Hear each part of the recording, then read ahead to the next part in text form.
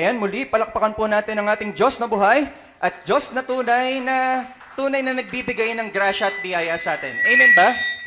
Ayan. So mga kapatid, bago po tayo magsimula sa mga oras na ito, inaanyayahan ko po ulit ang bawat isa na magsitayo at atin pong banggitin ang ating pong panunumpa sa umagang ito. Ayan. Sabay-sabay po tayo mga kapatid. Ako ay narito upang mag-aral ng salita ng Diyos. Ang puso ko'y binubuksan, ang isip ko'y itinutuon, ako ay makikinig sa salita ng Panginoon. Amen. Tayo pong lahat ay manalangin. Panginoon naming Diyos, maraming salamat po sa umagang ito. Maraming salamat, Panginoon, dahil ito po muli ay isang panibagong linggo, panibagong araw na mararanasan namin ang presensya ninyo, na mararanasan namin ang pagkilos ng banal mong Espiritu. Panginoon naming Yesus, dalangin po namin na sa mga oras na ito, linisin niyo po ang puso't isipan namin. Kung meron man po kayo, Panginoon, na mga nakikita na karumihan, maliit man o malaki sa aming paningin, mga nagawa namin, Panginoon, na intensyon or hindi man namin intensyon na mga nagawa na kasalanan po sa inyo, patawarin niyo nga po kami. Panginoon, linisin niyo po ang isip at puso namin upang maging malaya na pumasok ang banal mong Espiritu at mangusap po sa amin. Panginoon naming Yesus, ikaw lamang po ang hinihiling namin. Ang presensya niyo lamang po, Panginoon, ang aming hinihiling na aming maramdaman, na aming pong marinig. Ang boses niyo, Panginoon, ang gusto lang naming marinig sa mga oras na ito. Ikaw lamang po ang magaling, O Lord. Ilagay niyo po ako sa inyong likuran at kayo po ang mangusap sa bawat isa. Panginoon naming Yesus, maraming salamat po sa pagpakapako niyo sa krus para sa aming kasalanan. Salamat po, Panginoon, sa lahat ng ginagawa niyo sa aming buhay. Kaya't karapat-dapat lamang po kayo na tumanggap ng pinakamataas na papuri at pasasalamat sa dakilang pangalan ng Panginoong Yesus. Amen and amen. So, maaari na po tayong magsiupo, mga kapatid. Mga kapatid, bago po tayong magsimula sa mga oras na ito, meron po muna akong mga bagay or hindi pala mga bagay, meron akong mga lugar na ipapakita sa inyo na, ayan, sige, tingnan po muna natin Ayan, ano po tong lugar na to, mga kapatid? Vegan ba yan? Ano to, mga kapatid? Sa Ilocos, so sang part ng Ilocos yan? Benguet? Benguet ba yan? Feeling ko, ano to sa Pagudpod, di ba? Sa Pagudpod, yung merong windmill. So, napakaganda ng lugar na yan. So, isa pa, mga kapatid, may papakita ako sa inyo. Ayan, anong lugar to? Ayan, alam na alam So, di ba, maganda yung lugar na yan, maganda yung beach dyan. So, yan po ay Palawan. Next, mga kapatid, may papakita pa ako. Anong lugar yan? 100 Islands, saan po? Sa Pangasinan. Alam niyo po, mga kapatid, yung mga magagandang lugar na yan yung mga lugar na hindi ko napuntahan. Pinakita ko lang po sa inyo. Alam niyo po, mga kapatid, itong mga lugar na to, yan po yung mga lugar na nagplano kami ng aking mga kaibigan na gusto naming puntahan. Pero after how many years? After 10 years, 11 years, 12 years, lahat po yan naging drawing lang. Minsan nyo bang naranasan yun? Ang dami nyong plano sa buhay, ang dami nyong inisip na gusto nyong puntahan or gawin, pero lahat yon drawing lang. Di ba? Lahat yon hindi natupad. Nakaka-disappoint at minsan nakakalungkot, pero alam niyo po, mga kapatid, kahit hindi namin napuntahan yan, sana balang araw mapuntahan namin. So minsan ba, mga kapatid, sa buhay natin, naramdaman natin na parang na-stuck tayo dun sa mga plano natin. Tapos, dun sa mga plano natin, iniisip natin na para bang walang progress.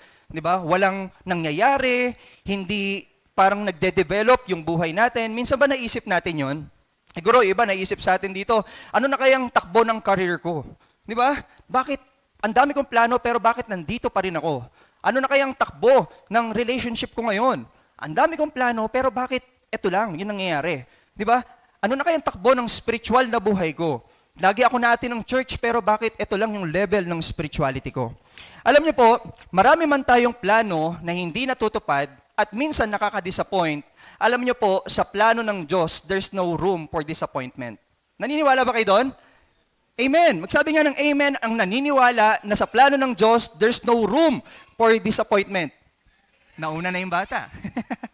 Ayan, so kaya mga kapatid, sa plano ng Diyos, there's no room for disappointment. Ang title natin ngayong umagang ito, Discovering God's Plan in Our Life, or Discovering God's Plan for Your Life. Basahin po natin ang Jeremiah chapter 29 verse 11 to 13. So this verse is very familiar to everyone, and this verse I know na ilan sa atin dito ay life verse pa to. Basahin po natin siya. Sapagkat batid kong lubos ang mga plano ko para sa inyo. Mga planong hindi ninyo ikakasama, kundi para sa inyong ikakabuti.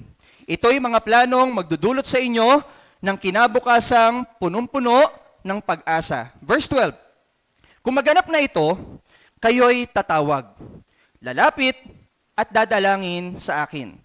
At diringgin ko naman kayo. Verse 13, kapag hinanap ninyo ako, ako'y inyong matatagpuan. Kung buong puso ninyo akong hahanapin. So, for sure mga kapatid, itong verse na to ay kabisado na natin. Kaya lang, siguro yung verse na nabasa natin dito, baka hanggang verse 11 lang. Di ba? Nababasa natin, for I know the plans I have for you, declares the Lord. So, kabisado siguro natin yon. But how about the next verse? What does it say dun sa next verse na nagsasabi regarding sa plano ng Diyos para sa atin? Alam niyo po, maraming Kristiyano ang hindi nare-receive ang totoong plano ng Diyos kasi alam lang nila na may plano ang Diyos. Pero hindi nila alam kung paano to i-receive sa buhay nila. Hindi nila alam kung paano i-discover yung tunay na plano ng Diyos sa kanila. Kaya alam niyo mga kapatid, yung background po ng verse na to, sa background po ng Jeremiah chapter 29 verse 11 to 13, ito po ay sulat po ni propeta Jeremiah, at ito po ay ipinabibigay sa mga Israelita na captive or bihag ng mga Babylonia. So sulat po ito mula sa Diyos papunta sa mga Israelita na captive ng Babylonia. So ito ay para magbigay po ng hope sa kanila. Ito po ay para magbigay ng pag-asa na sila po ay hindi lang basta nabihag, kundi may plano pa rin ng Diyos sa kanila, kahit na dumadaan sila sa pagsubok ng buhay nila. Alam niyo po, kahit na ano pa man po ang sitwasyon ng buhay natin, maayos, masigla, malungkot, may pinagdadaanan, may problema, lagi po nating tatandaan, may plano pa rin po ang Diyos para sa atin. Minsan, mahirap lang isipin kung ano nga ba ang plano ng Diyos, lalong-lalo na kung mabigat ang sitwasyon natin. Alam niyo po, yung mga Israelita na captive ng mga Babylonian, mahirap isipin for sure sa kanila na may plano ang Diyos sa kanila. Bakit? Kasi sila po ay captive. Sakop, bihag, di ba? Baka nga slave pa sila ng mga Babylonia. Mahirap isipin na may magandang mangyayari sa kanila. Pero pinapaalalahanan sila ng Diyos na andun man sila sa sitwasyon nilang yon, may magandang mangyayari pa rin sa kanila.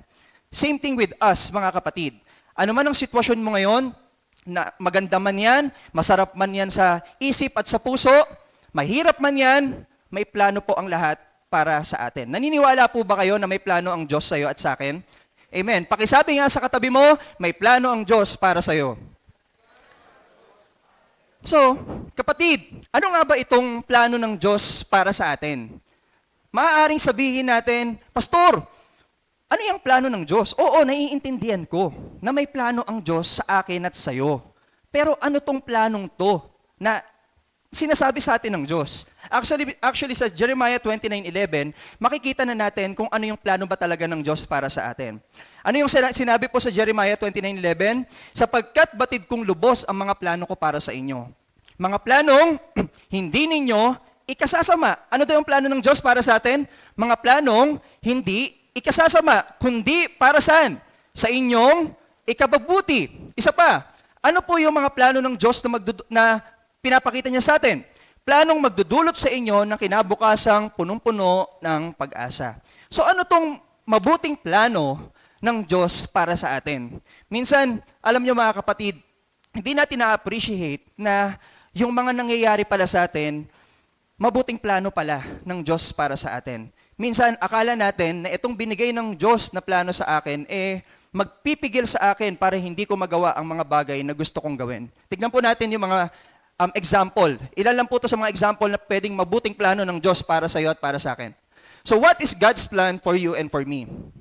A good plan na binibigay ng Diyos para sa atin, of course, it is a plan for our salvation. Nagpapasalamat ba kayo araw-araw sa Diyos na niligtas niya kayo? Ang hina. Mukhang hindi kayo masaya na naligtas tayo sa kasalanan natin. Si Kuya Manuel lang yata. Di ba mga kapatid, alam niyo po, isa sa magandang plano na gustong ipaunawa sa iyo ng Diyos is niligtas niya tayo sa kasalanan natin. Alam niyo po, ang plano ng Diyos sa mga Israelita na captive ng Babylon is yung salvation sa kanila. Hindi lang basta sinabi ng Diyos na may plano siya. Meron siyang sinabi na balang araw, babalik kayo dun sa pinangako kong lupa sa inyo. Pinangako ko na ibibigay sa inyo. So, ibig sabihin, lalabas sila doon sa pagiging captive sa Babylon. Balang araw, they will experience salvation. And also, as Christian, pinaranas niya na sa atin yon. Yung magandang plano na yon. Minsan lang, hindi natin naunawaan na plano pala na maganda yun ng Diyos na kailangan nating i-appreciate. Isa pa, ang good plan pa ng Diyos, it is a plan for our spiritual growth. Minsan ba, mga kapatid, naisip nyo na lumago pang spiritual? Minsan ba naisip nyo? Yes, for sure. Di ba, ang tunay na Kristiyano hindi magi-stay na maging baby forever. Di ba? Gusto nyo ba na after 30 years, baby pa rin kayo? Di ba, hindi naman. Hindi tayo papayag. Plano ng Diyos na ibigay yung desire sa heart natin na lumago spiritually. Na lumago sa mga bagay na tinuturo ng Diyos sa atin. Isa pa, it is a plan for our purpose and calling. May good plan si Lord for our purpose and calling. Sino dito ang takot na malaman kung ano ang mangyayari sa kanya sa kinabukasan? Kasi hindi niya alam ang purpose niya. Huwag na kayo magtaas. Sa puso na lang. Alam niyo po, mga kapatid, God can give you a good plan for your purpose. Alam niyo po, minsan natanong ko na rin yan sa buhay ko. Ano bang purpose ko sa mundong to? Purpose ko ba na nasa pamilya lang ako, na ganito lang ang ginagawa ko, ito lang ba purpose ko sa buhay? Ano nang mangyayari sa akin after 5 years? Ano nang mangyayari sa akin after 2 years? Sa kinabukasan, tomorrow.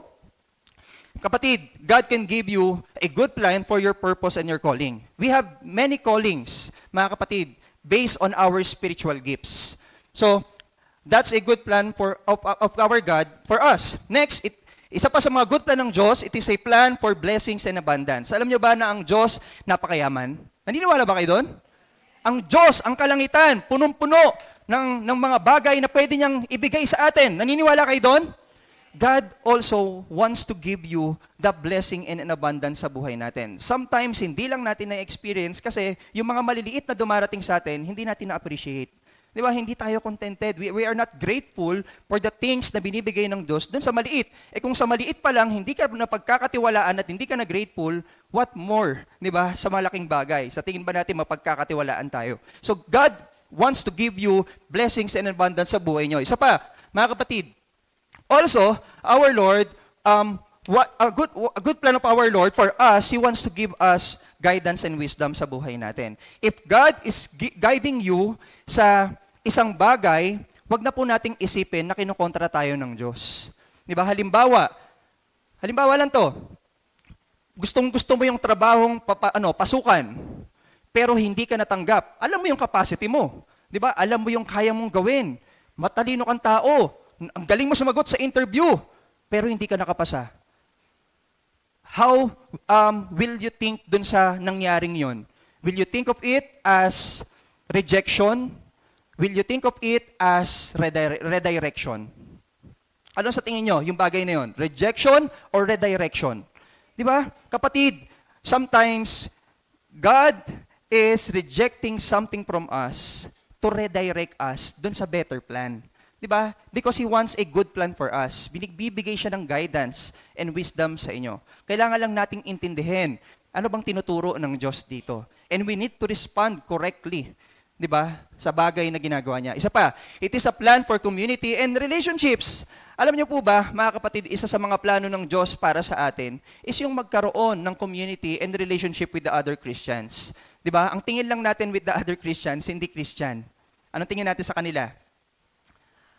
Kaaway. Di ba? Kachismisan.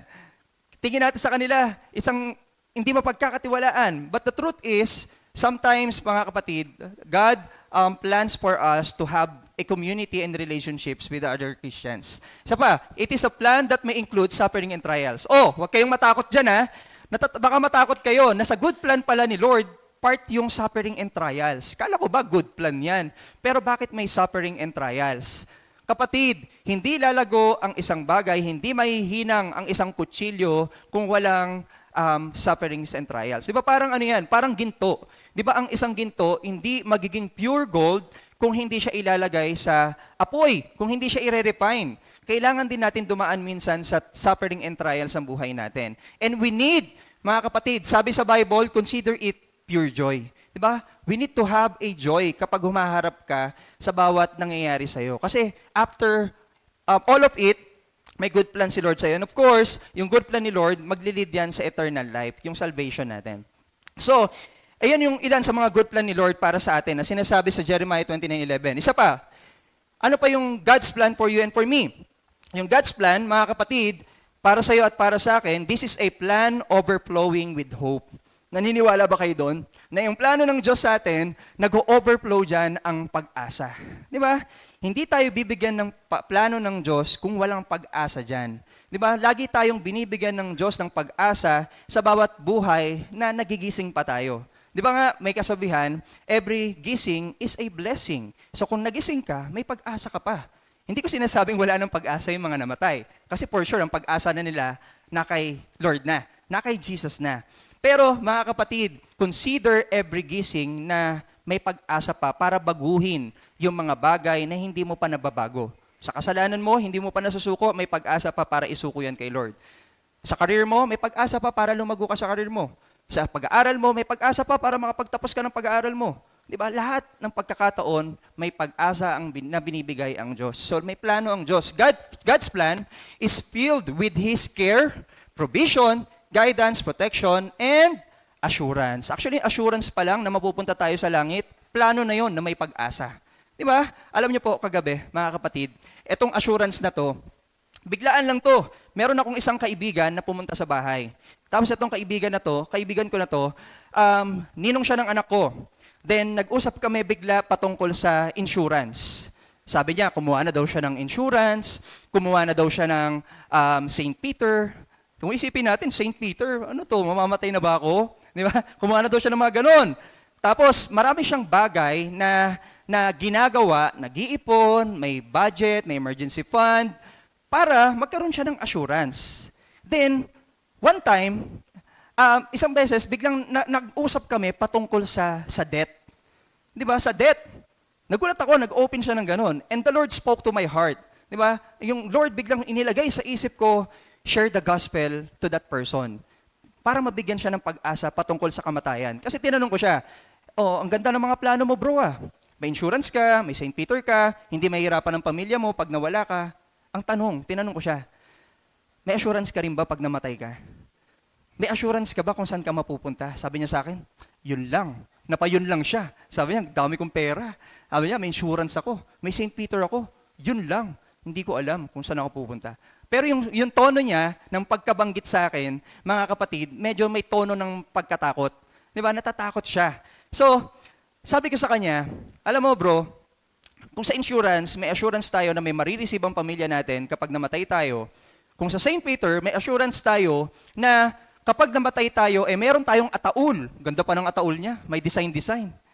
Pero sa lupa rin naman mapupunta. Sa Diyos, magkakaroon din tayo ng assurance pag nawala tayo dito sa mundo. Tinanong ko siya, saan ka mapupunta bro? Siguro sa purgatorio. Sabi niya sa akin, siguro daw sa purgatorio. Pero alam niyo po mga kapatid, ang galing ng Diyos. Binigyan niya ng pag-asa yung kaibigan ko na punong-puno na binigyan din siya ng plano na pwede siyang maligtas sa kasalanan niya. And to cut the story short, nasharean ko po siya ng gospel. And ngayon, willing siya na magpa-disciple. So nakakatuwa ang Lord na yung plano niya sa atin, overflowing with hope. Di ba? Yung pag-asa na hindi lang dito sa lupa, may pag-asa rin sa kalangitan. So, mga kapatid, yung overflowing with hope, pwedeng pumasok din yan sa provision. Di ba? Di ba, walang-wala na tayo, pero dahil ang Diyos natin, sabi sa Bible, napakayaman, may hope tayo, natutulungan niya tayo. Di ba? Guidance, sa protections, kung sa tingin natin, hindi tayo protected because of God, kahit hindi natin nakikita, alam nating nasa tabi natin. We are protected. We have hope in Jesus Christ. So, it reminds us of Jesus' teaching not to worry about tomorrow, but to trust in God's timing. So mga kapatid, sabi sa Matthew 6 verse 34, "Therefore, do not worry about tomorrow, for tomorrow will worry about itself. Each day has enough trouble of its own." Di ba? Ang Diyos natin, mga kapatid, mapagkakatiwalaan. Punong-puno ng pag-asa na hindi na natin minsan kailangan pang alalahanin ang kinabukasan. Hindi masama na magplano para sa kinabukasan, pero wag mong ibuhos ang buhay mo sa pag-alala kung ano mangyayari sa iyo sa kinabukasan. Ibuhos mo ang buhay mo sa pagtitiwala sa kayang magbigay sa iyo ng pag-asa. Amen ba? Masyado kang naglululong sa mga bagay na hindi naman magbibigay ng pag-asa. Masyado kang nasasaktan sa mga taong nasasaktan ka lang. Di ba? Masyado tayong, alam niyo, nagpo-focus sa mga bagay na nagdudurog lang ng puso natin. Mag-focus tayo doon sa kayang magbigay ng pag-asa. So, Pastor, paano natin malalaman ang plano na mabuti at may pag-asang galing sa Diyos? Di ba? Paano natin mapagpapatuloy na ma-discover yung kayang gawin ni Lord sa atin? Alam niyo po, nandito rin yan sa kasunod na verse. We will discover it by, una, mga kapatid, we will discover the plan of God for us, una, kapag lagi tayong tatawag sa Diyos. Alam niyo, nandito yun sa verse 12. Basahin ko po sa inyo. Kung maganap na ito, kayo'y tatawag. Di ba? Kayo'y tatawag. Alam niyo po, habang iniisip ko, itong Jeremiah 29 verse 12, bakit sinabi ng Diyos, gamit si Jeremiah sa mga Israelita, kung maganap na ito. Di ba? Kung maganap na ito. Pag naisip natin yung kung maganap na ito, kapag nangyari na. Di ba? Di ba? Kapag nangyari na. Alam niyo po, ang mga Israelita, they know that they are saved because of God. So since they know that they are saved because of God, they do not know the plans of God for them. So the Lord is reminding them, at the Lord is reminding them to know it, yung plano ng Diyos sa pamamagitan ng ano. Tinuruan sila ng Diyos. Kayo'y tatawag. Alam niyo po yung word na tatawag. Pwede niyo naman siguro sabihin na kayo'y tumawag. Kayo'y, basta. Di ba? Kayo'y tatawag. Yung word na pinapaulit-ulit, ang ibig sabihin lang nun, binibigyan ng diin. Di ba? Ang ibig sabihin din ng tatawag, kunyari, ang ibig sabihin ng tatawag, ibig sabihin in a present tense. Di ba? Nasa present tense siya. Ibig sabihin ng nasa present tense, nagpapatuloy. Di ba? Hindi lang kahapon, hindi lang sa susunod, kung hindi nasa panahon ngayon, nagpapatuloy, tatawag sa Diyos. So how will you discover the plan of God in your lives? Pag nagpapatuloy kang tumatawag sa pangalan ni Jesus. Alam niyo, mga Kristiyano, tuwing Sunday lang tumatawag kay Jesus. Huwag tayong tumawa. Di ba? Mga kapatid, ang mga Kristiyano, tuwing nagtaas na ng kamay, Panginoong Jesus, Amen. After that, wala na. Monday to Saturday, hindi na tumatawag sa Diyos. Di ba? Tumawag lang. Hindi lang patuloy na tumatawag. Alam niyo po, sa buhay natin, kailangan nating magpatuloy na tumawag sa ating Diyos. Kasi alam niyo po kung bakit? Pag hindi Diyos ang tinawag ninyo, sino ang tinatawag niyo sa buhay niyo? Sino? Huwag niyo nang sagutin. Baka sabihin niyo, asawa ko. Baka sabihin niyo, kaibigan ko. Huwag niyo nang sagutin. Alam niyo po, pag ang isang tao ay laging tumatawag sa isang otoridad, ibig sabihin lang nun, siya ay may tiwala sa kakayahan ng kanyang tinatawagan. Tama po ba ako, mga kapatid? Kapag ang isang tao, tinatawagan ng patuloy ang isang otoridad, for sure, may tiwala siya doon sa kakayahan ng isang otoridad. Siguro, yung otoridad na yon, sovereign, or kaya, nasa authority. Di ba? O kaya, nasa posisyon. Halimbawa, magbigay tayo ng halimbawa. Halimbawa po, isang estudyante. Sa classroom, kapag meron siyang question, hindi yan tatawag sa kapwa niya estudyante. Saan yan tatawag? Kanino tatawag yan? For sure, sa teacher. Di ba sabi ng teacher, oh, bring out your 1/4 sheet of pad paper. Ma'am, 1/4? Hindi ganun. Ay, ganun ng mga estudyante, di ba? Laging sa teacher. So mga kapatid, ang mga estudyante, kaya teacher ang tinatawag because they know na yung authority na nasa sa classroom ay yung teacher. Di ba? Yung teacher ang may alam sa lahat. Kaya yun ang lagi nilang tinatawag at pinagkakatiwalaan. Isa pa, kapag nasunugan kayo, sinong tinatawag ninyo? Kapitbahay? Sino tinatawag nyo? Oh, for sure, bumbero. Kasi alam nyo na sila yung may kakayahan dun sa bagay na yon. Di ba? Sino pa? Ito, kapag delikado ang sitwasyon ng buhay nyo, sino tinatawag nyo? Pastor, kaibigan ko, tapos inuman. Sino? For sure, police. Pwedeng pastor, ayan, pastor daw. Pwedeng pastor, or kung sino pa man, nasa tingin nyo, nasa authority.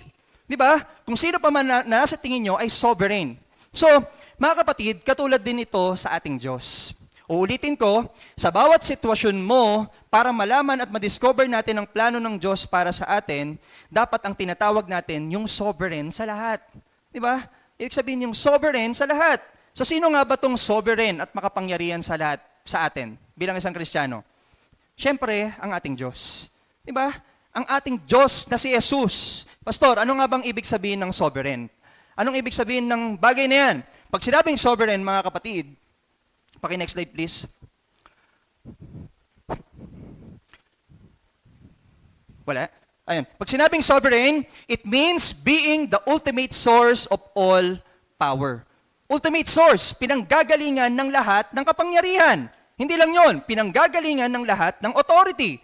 Ano pa? Pinanggagalingan ng lahat ng bagay na nakikita nyo dito. Sinong mas pagkakatiwalaan mo? Ang may likha ng langit at lupa o ang isang kaibigan or isang tao or isang bagay na hindi naman naglikha ng kahit na ano? Pastor, naglikha yung kaibigan ko ng anak. Ay, hindi pa rin sa kanya galing yan. Di ba? Sino pagkakatiwalaan natin? For sure, yung Lord of Lords, yung King of Kings. Siya dapat ang lagi nating tinatawag. Alam niyo po, minsan, nung naglalakad ako sa isang footbridge doon sa Muntinlupa, kasi minsan may nabalitaan ako doon na naglalakad daw siya, bigla siyang inakbayan. Tapos sa pag-akbay niya, may tumusok na. Tapos, ayun, nagkagripo daw siya. So, kapatid, nung naglalakad ako doon, minsan ako natakot. So, sa takot kong yon, ang una kong naisip na tawagan, for sure, police. Kasi may police station doon. Pero alam niyo sa heart ko, ang una kong dapat na tawagan daw, walang iba kundi ang Diyos. Alam niyo po, mga kapatid, nung tinawag ko ang Diyos, in Jesus' name, walang lalapit sa akin na kahit ano. In Jesus' name, magiging okay yung paglalakad ko dito. Alam niyo po, kahit may mga nakita ako na palakad-lakad doon, patingin-tingin, and etc., walang nagtangkang lumapit. Alam niyo, minsan din may nakita akong ganyang testimony ng isang Christian. Minsan daw siya naglalakad sa kalye. Maliit na babae siya. Tapos may nakaabang doon na 2 lalaki. Kabilaan pa. Maliit lang yung eskinita. Lalakad lang siya. Tapos, nagpipray siya, Lord, ingatan mo ko dito. Panginoong Jesus, 2 tong malaki. Ingatan mo ko sa mga bagay na to. Alam niyo po, habang naglalakad siya, hindi siya pinansin nung 2 yon. At, alam niyo po, kinabukasan, merong ibang hinold up yung 2 yon na dumaan doon. Nagtanong yung mga pulis, bakit, may nakita na kami dyan bakit hindi yun ang hinold up mo? Alam niyo po sagot nila? Ang sagot nila, may nakita daw silang 2 anghel na malaki. Na para bang maputi, maliwanag. Akala nila kamag-anak nung naglalakad, kaya hindi nila ginalaw. So, may protection, mga kapatid, kapag ang Diyos, lagi nating tinatawag. So, mga kapatid, God is sovereign. Di ba? Siya ang may likha ng lahat, makapangyarihan sa lahat. Bakit? Bakit God is sovereign? Because God's plans are perfect. Naniniwala ba kayo doon? Perpekto ang plano ng Diyos. Alam niyo po, nung college ako, ang plano ko talaga na maging, balang araw, maging engineer. Gusto ko yan. Gusto ko talagang maging engineer. Kaya lang alam niyo po, kahit di pa ako Kristiyano noon, Katoliko pa lang ako noon, sa isip ko that time, Lord, bigay mo naman yung engineer. Sabi ko, bigay mo naman, gusto ko naman to. Alam niyo po, yung napunta sa aking course, pagkatingin ko, wala nang engineer, hindi na ako nakapasok, nabigay sa aking course, maging teacher. Di ba? Related sa engineer kasi math teacher. So, related. Alam niyo, nung una, na-disappoint ako. Kasi, plano ko tapos hindi nangyari. Di ba? Alam niyo po, nung dumating yung time na na-realize ko na itong course ko, na itong path na dinaanan ko, perpekto pala doon sa plano ng Diyos para sa akin. Training ko pala yun. Di ba? Na may plano pala, may calling pala ang Lord sa akin balang araw to be a pastor, to be a preacher. So naging training ko yung pagtuturo. Di ba? You know, sometimes hindi natin gusto yung plano natin. Ay plano ng Diyos para sa atin. Pero let's remind ourselves, sino bang mas magandang plano? Plano mo o plano ng Diyos? Mamimili ka. Pag sinabi mo, Pastor, plano ko pa rin. Baka ikaw ang Diyos. Baka ikaw ang Diyos ng buhay mo. Di ba? Baka hindi talaga si Jesus ang Diyos mo. So, God's plans are perfect. Isa pa po, mga kapatid, God is sovereign because God's plans are for your welfare. Naniniwala ba kayo doon na yung plano ng Diyos para naman sa ikabubuti mo rin eh? Di ba? Sinabi na nga kanina, good plan yun, with hope, overflowing hope. It is for your welfare. Huwag na tayong minsan magreklamo sa magulang natin na kapag sinasabi sa'yo ng magulang mo, anak, hindi pa panahon para mag-asawa ka. 15 years old ka pa lang. Mahal na mahal mo na. Hindi pa. For your welfare, mga kapatid. Anak, huwag kang labas ng labas. Gawing gabi, bata ka pa lang. For your welfare yun, mga kapatid. Ganon din ang Diyos sa atin eh. For your welfare. Alam niyo po, na-realize ko na kapag mag-asawa kayo, hindi pala sa lahat ng oras kinukontra ka ng asawa mo. For your welfare din pala. Di ba, meron palang dahilan kung bakit minsan, anong oras na? Nasaan ka na? Pauwi na. Bakit ginabi ka na naman?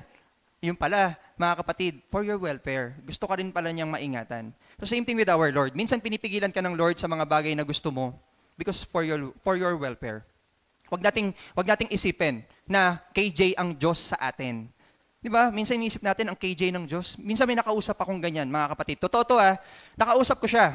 Tapos sabi niya, ayoko na magsimba. Bakit? Sabi ko, bakit? Kasi nung nagsimba ako kinabukasan, nag-away kami ng asawa ko.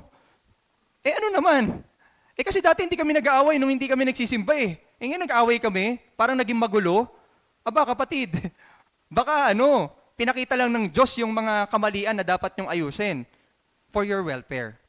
So, kapatid, sa bawat desisyon mo, relationship mo, sa pagpili ng trabaho, sa kaibigan, sa eskwelahan, sa trabaho, include God's plan.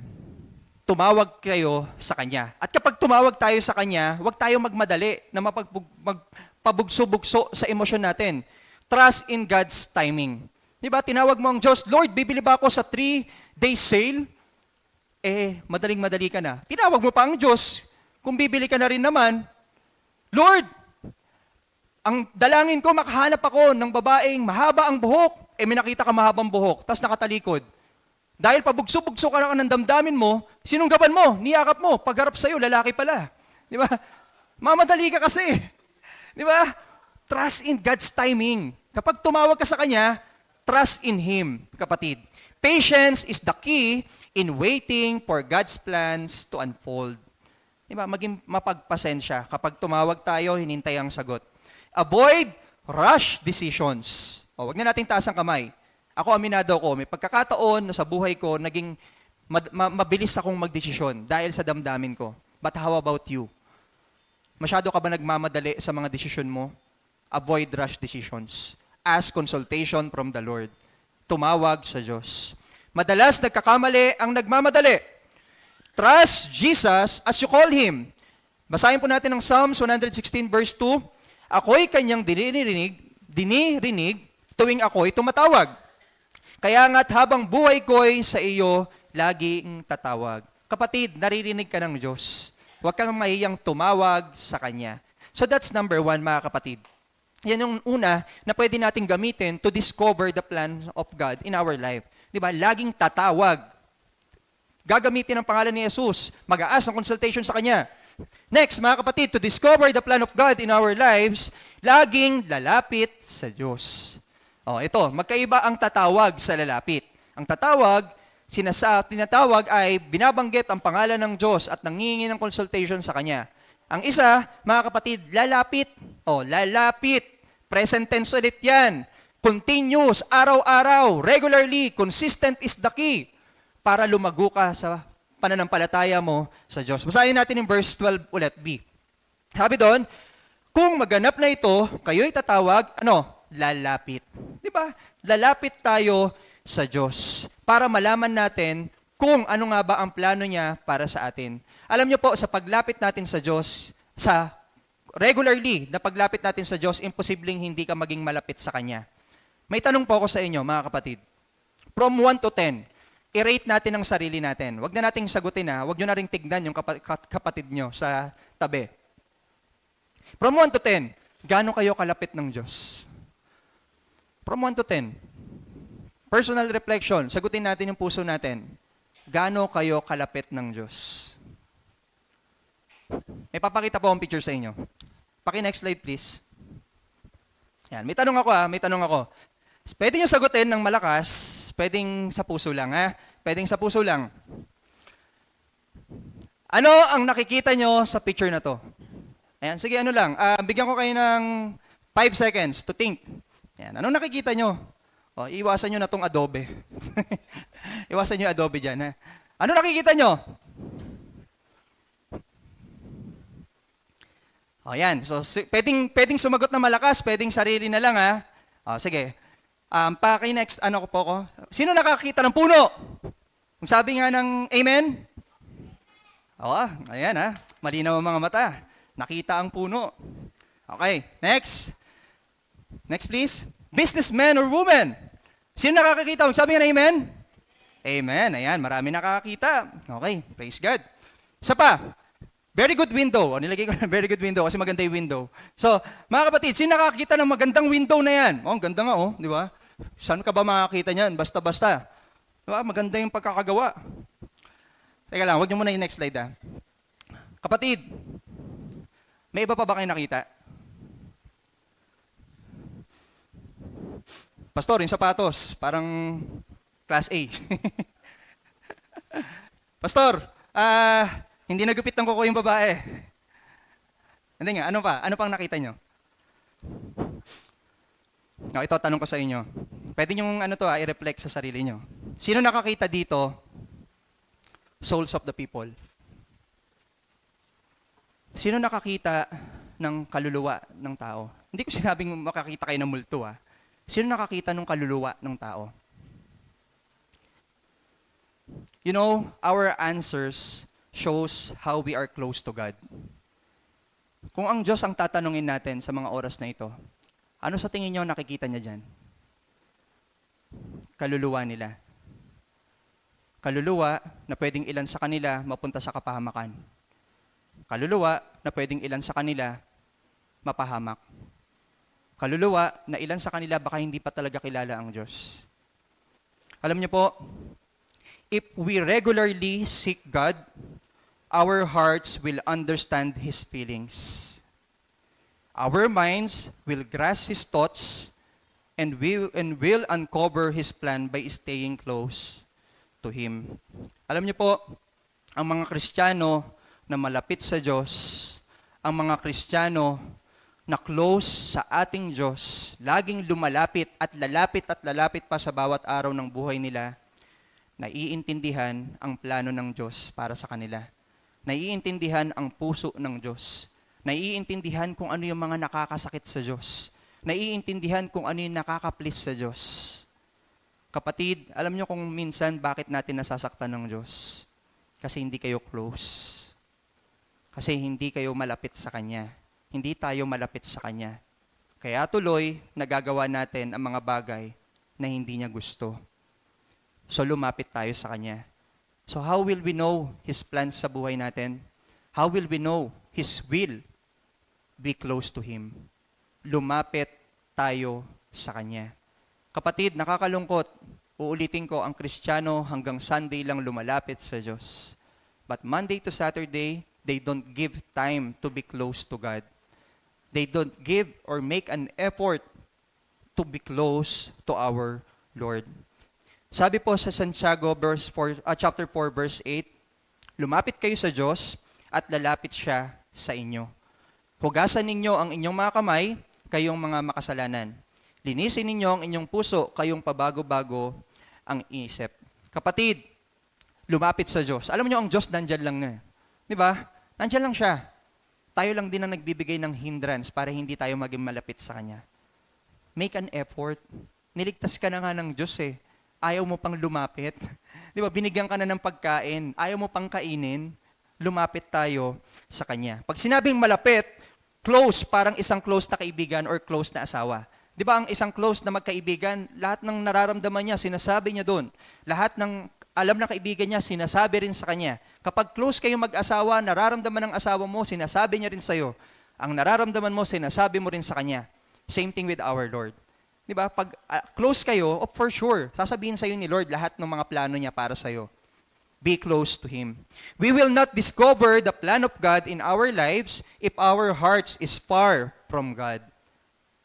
Nag-e-expect ka ba na ma-discover yung plan ng Lord sa'yo kung ang layo-layo mo sa Diyos? Nakikipag-usap ka kay Lord, Lord! Nandun ka sa SM Bikutan. Nandito si Lord. Lord, di kita marinig! Paano mo maririnig? Di ba? Kailangan mo lumapit. Mag-tricycle ka. Di ba? Or kaya, gumamit ka ng ibang transportation para lang makapunta dito. Kailangan nating mag-effort, mga kapatid. Ang tanong ko sa inyo, what is your effort to be closer to Him? For sure, may mga ilan sa atin dito, or baka marami sa atin, or lahat siguro, wala yan daw dito sa first service. Oh. So, mga kapatid, what is your effort to be closer to Him? Anong effort mo? How much time are you spending to God? Tira-tira na lang ba? Pastor, yung time na binibigay ko kay Lord pag uwi ko, sabi ko, lagi ako magdadasal, magde-devotion. Kaya pag uwi ko, Pastor, umupo ako sa upuan. Nakatulog. Kapatid, sinong inuuna nyo tuwing umaga? Sinong inuuna nyo tuwing bago kayo may gagawin? Ayan, nasagot si Bram Bram. Etong cellphone, inuuna ba natin to kesa sa Lord? Yung Korean drama, inuuna ba natin yan kesa kay Lord? Yung sarili natin gusto, inuuna ba natin kesa kay Lord? Unahin natin ang Diyos. Mag-effort ka, kapatid. So if we want to know and follow God's plans for our lives, we must be close to Him. Without a close relationship with God, it's hard to understand His will for us. So we need to be close to God. Kung close kayo ng Lord at lagi kang nalapit sa Kanya, you will know what He wants. You will know ano ang mga bagay na magpapasakit sa puso niya. And you will know kung ano ang will niya. And of course, mga kapatid, as a Christian, to make an effort, kailangan alam nating magbasa ng Bible. Di ba? Para malaman natin ang plano ng Diyos para sa atin, we need to read the Bible. So, cultivate a deep relationship with God. Next slide, please. Cultivate a deep relationship with God by, number 1, reading Scripture and studying God's Word. You need to make an effort to read and study the God's Word. Reading and studying, it's two different things. Reading is just reading. Di ba? Pwede ka nag-read nang hindi mo naintindihan. Di ba? Pero ang studying, this is with understanding. You read with and studying. Basahin mo na may pag-unawa. So, Pastor, paano kami magde-devotion? Paano kami magbabasa ng Bible kung di namin alam? So, ito, isa lang po to sa mga step na pwede kong ituro sa inyo kung paano mag-devotion. Di ba? Number 1, ayan, how to have a devotion? Using Grow. Ano ba yung Grow na yan? Sa mga hindi pa alam kung paano mag-devotion at gusto matuto, use the Grow. Grow means, next slide ako please. Grow means, G is for God's message. Whenever you read the Bible at kung merong verse na nag-impact sa inyo, that's God's message for you. So you can put it in God's message. Lagay mo dito kunyari, John 3:16. For God so loved the world. Yun ang binigay sa akin na message ng Lord. Mahal na mahal tayo ng Diyos. Di ba? So dahil yun ang binigay sa iyong message, go to R, reflect. So how does the love of God ay naranasan mo sa buhay mo? Paano? Di ba? Siguro naranasan ko na hindi ako napahamak sa aksidente kanina. Hindi ako napunta sa maling bagay, sa maling tao. Di ba? Ganun niya ako kamahal. Niligtas niya ako sa kasalanan ko. Nag-reflect ka. Isa pa, dahil nag-reflect ka na, alam mong mahal ka ng Diyos, sabi sa John 3:16, di ba? Ang ano doon, those whosoever believes in Him shall not be perished but have eternal life. Believes. Nakita mo na kailangan mo magtiwala. So your obedience is magtitiwala ka na kay Lord. Diba? Ilalagay mo, magtitiwala na ako kay Lord. And after that, mga kapatid, your warfare, W, what prayer requests you will include in your prayer? Ano na yung mga prayer requests mo? Gusto ko, Lord, na magbago na ako, mag-transform ako day by day from glory to glory. So, ito lang yung isa sa halimbawa. So, ilan lang po yan. Maraming paraan para mag-devotion. Pero sa mga hindi alam kung paano, pwede nyong gamitin to. So, isa pa mga kapatid, developing a listening ear to God's voice. Let's develop a listening ear to God's voice. So, ano yung sabihin yan? Have a quiet time. Pag magde-devotion ka, make sure na tahimik. Di ba? Kapag magbabasa ka ng Bible, make sure na mag-isa ka lang. Di ba ang sabi sa Bible, kapag lalapit daw tayo sa Diyos at magdadasal, sarado mo ang pinto mo. Di ba? Bakit? Kasi maraming distraction. Ano ba yung pinakatahimik na oras sa inyo? Akin, pinakatahimik, umaga. Sa inyo, Pastor, gabi. Kasi tulog na kami. Kapatid, choose a quiet time for you. Next, lastly, mga kapatid, to discover a God's plan for our lives, laging dadalangin sa Diyos. Basahin natin yung 12c. Kung maganap na ito, kayo ay tatawag, lalapit at dadalangin sa akin. So, patuloy tayong mananalangin. Pastor, parang parehas lang yung tatawag, tsaka dadalangin. Sa totoo lang, halos may pagka-similarity sila. Halos pareha sila. Pero yung calling upon the Lord, yung pagtawag sa Diyos, tsaka yung prayer to the Lord, may bagay na may pagkakaiba rin sila. So halimbawa, sige, magbigay tayo ng meaning nila. Yung calling upon the Lord or tawagin ng Panginoon, call upon the Lord versus pray to the Lord. Calling upon the Lord, tawagin ng Panginoon, this praise often implies a sense of urgency or a specific need. Halimbawa, naglalakbay ka, nagda-drive ka, tapos biglang tinawag mong Diyos, Lord, Jesus, ligtas mo ko. So may urgency. Di ba? Yung mga kailangan na kagad na matulungan ka ng Diyos. So yun yung isa sa mga pagkakaiba niya. Pero kapag pray to the Lord, mga kapatid, this is a long term. Tuloy-tuloy yan. Hanggang sa tayo ay tumanda na, mawala na sa mundong to, praying to the Lord, manalangin sa Panginoon is often seen as a more continuous and ongoing conversation with God. So tuloy-tuloy siya. It's different. So hindi lang tayo basta tatawag sa pangalan ni Jesus, tuloy-tuloy tayong makikipag-conversation sa Kanya. Kaya nga araw-araw, di ba, give time, make an effort, para kapag araw-araw mo siyang kausap, araw-araw kang dumadalangin sa Kanya, for sure, malalaman mo kung ano ang plano niya. Di ba, wala akong nakitang Kristiyano na lumago sa pananampalataya niya na hindi prayerful. Ang Kristiyano, mga kapatid, destined to be prayerful. Kailangan nating maging mapanalangin. Ang Kristiyanong hindi nananalangin parang isang sundalong may dalang baril pero walang bala. Ang panalangin natin, ang bala natin, mga kapatid. So, you're missing the best part of your life if you are not living according to the will of God. So, to live in the will of God is to pray consistently. Sa pamamagitan po ng patuloy na pananalangin, magkakaroon tayo ng pagkakataon na matuklasan ang plano ng Diyos sa iyo at sa akin. Discovering God's plan in your life is personal. Kapatid, malapit na tayo matapos. Yung pag-discover po ng plano ng Diyos sa buhay natin, it's personal. It's just you and God. Di ba? Parang isang tao yan na pupunta ng ospital na may sakit. Yung pupunta ng ospital, dapat yung may sakit. Personal yun. Para makita niya kung ano yung may mali sa kanya, kung ano yung sakit niya. Hindi niya pwedeng sabihin sa kamag-anak niya, bibigyan kita ng authorization na magpa-check up ka para sa akin. Tapos i-discover mo yung sakit ko. No. Di ba? It's personal. Kailangan nating lumapit sa Diyos. Pastor, utusan ko na lang yung kapatid ko na lumapit sa Diyos para malaman ko yung plano sa akin. No. It's personal. Lumapit ka sa Diyos ng personal sa buhay mo. And mga kapatid, sa tatlong to, yung laging tatawag sa Kanya, laging lalapit sa Kanya, at laging dadalangin. Napansin nyo, lalagyan ko ng laging. Kasi palagi dapat. Di ba? Alam niyo po, yung tatlong yan na gagawin natin, kung hindi wholehearted sa puso natin yung ginagawa natin, at napilitan lang tayo, hindi mo rin matatagpuan ang plano ng Diyos sa'yo.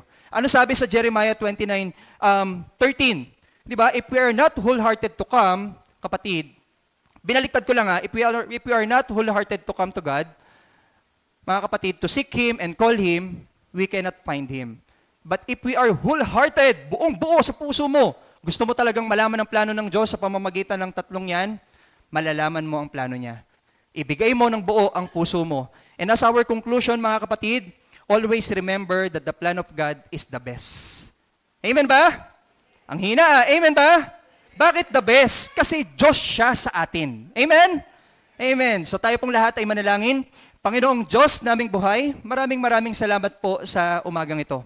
Salamat, Panginoon, sa pagiging Diyos mo sa amin na may plano na maganda para sa bawat isa. Dalangin ko, Panginoon, na kayo po ang patuloy na kumilos, kayo po ang patuloy na magbigay ng kalakasan, kayo po ang patuloy na magbigay ng kakayahan para magawa namin ang mga bagay na pinapagawa nyo sa buhay namin. O Lord, nawa ang mga plano ninyo na i-reveal nyo sa amin ay matanggap namin ng lubos. Nawa ang mga plano ninyo na ipapayakap sa amin ay yakapin naming tunay at magawa namin kung ano man ang kalooban ninyo na the best para sa amin. O Lord, maraming salamat po sa umagang ito.